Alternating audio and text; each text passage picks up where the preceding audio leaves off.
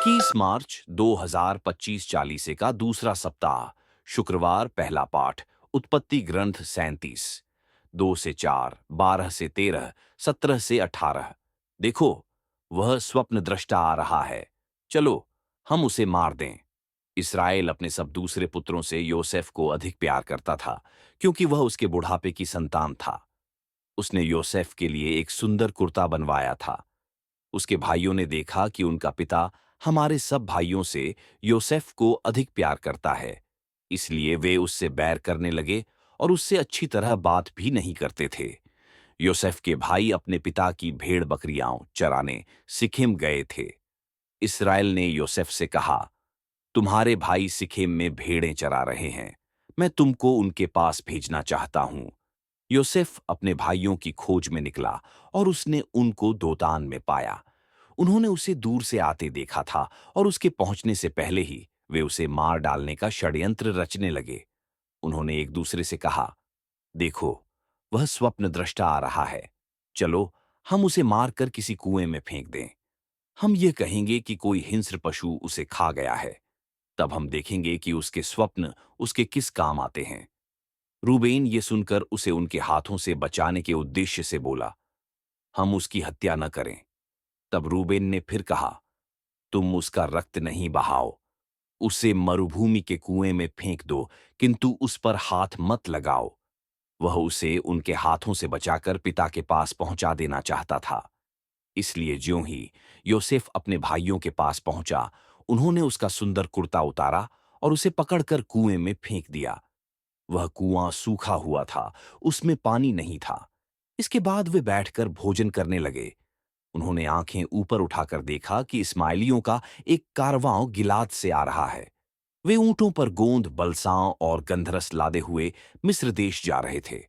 तब यूदा ने अपने भाइयों से कहा, अपने भाई को मारने और उसका रक्त छिपाने से हमें क्या लाभ होगा? आओ, हम उसे इस्माइलियों के हाथ बेच दें और उस पर हाथ नहीं लगाएं, क्योंकि वह तो हमारा भाई और हमारा रक्तम संबंधी है। उसके भाइयों ने उसकी बात मान ली। उस समय मिद्यानी व्यापारी उधर से निकले। उन्होंने योसेफ को कुएं में से निकाला और उसे चांदी के 20 सिक्कों में इस्माइलियों के हाथ बेच दिया, और वे योसेफ को मिस्र देश ले गए। प्रभु की वाणी। भजन स्तोत्र 104, 16 से 21 अनुवाक्य। प्रभु के अपूर्व कार्य याद रखो। 1। प्रभु ने उस देश में अकाल पड़ने दिया और जीवन निर्वाह के सब साधन नष्ट किए। उसने इससे पहले एक मनुष्य को वहां भेजा था। योसेफ वहां दास के रूप में बिक गया था। 2। उसके पैरों में बेड़ियां डाली गईं और उसकी गर्दन में लोहे की जंजीरें, परंतु उसने जो कहा था वह समय पर पूरा हो गया। प्रभु ने उसे सच्चा प्रमाणित किया। 3। तब राजा ने उसे छोड़ देने का आदेश दिया। राष्ट्रों के शासक ने उसे मुक्त किया और उसे अपने घराने का अधिपति तथा अपनी सारी संपत्ति का प्रबंधक बनाया। जय घोष। योहन 3। 16। ईश्वर ने संसार को इतना प्यार किया कि उसने उसके लिए अपने इकलौते पुत्र को अर्पित कर दिया, जिससे जो कोई उसमें विश्वास करे वह अनंत जीवन प्राप्त करे। सुसमाचार मत्ती के अनुसार पवित्र सुसमाचार 21, 33 से 43, 45 से 46। यह तो उत्तराधिकारी है, चलो, हम इसे मार डालें। यीशु ने महायाजकों और जनता के नेताओं से कहा, एक दूसरा दृष्टांत सुनो। किसी जमींदार ने दाख की बारी लगवाई, उसके चारों ओर घेरा बनवाया, उसमें रस का कुंड खुदवाया और पक्का मचान बनवाया। तब उसे असामियों को पट्टे पर देकर वह परदेश चला गया। फसल का समय आने पर उसने असामियों के पास अपने नौकरों को भेजा, जिससे वे फसल का हिस्सा वसूल करें। किंतु असामियों ने उसके नौकरों को पकड़कर उनमें से किसी को मारा पीटा, किसी की हत्या कर दी और किसी को पत्थरों से मार डाला।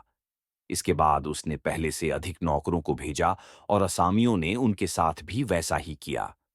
अंत में उसने यह सोचकर अपने पुत्र को उनके पास भेजा कि वे मेरे पुत्र का आदर करेंगे। किंतु पुत्र को देखकर असामियों ने एक दूसरे से कहा, यह तो उत्तराधिकारी है, चलो, हम इसे मार डालें और इसकी विरासत पर कब्जा कर लें। उन्होंने उसे पकड़ लिया और दाखबारी से बाहर निकालकर मार डाला। जब दाखबारी का स्वामी लौटेगा तो वह उन असामियों का क्या करेगा? उन्होंने यीशु से कहा, वह उन दुष्टों का सर्वनाश करेगा और अपनी दाखबारी का पट्टा दूसरे असामियों को देगा जो समय पर फसल का हिस्सा देते रहेंगे।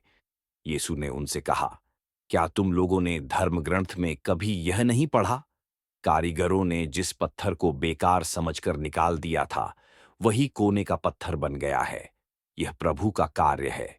यह हमारी दृष्टि में अपूर्व है।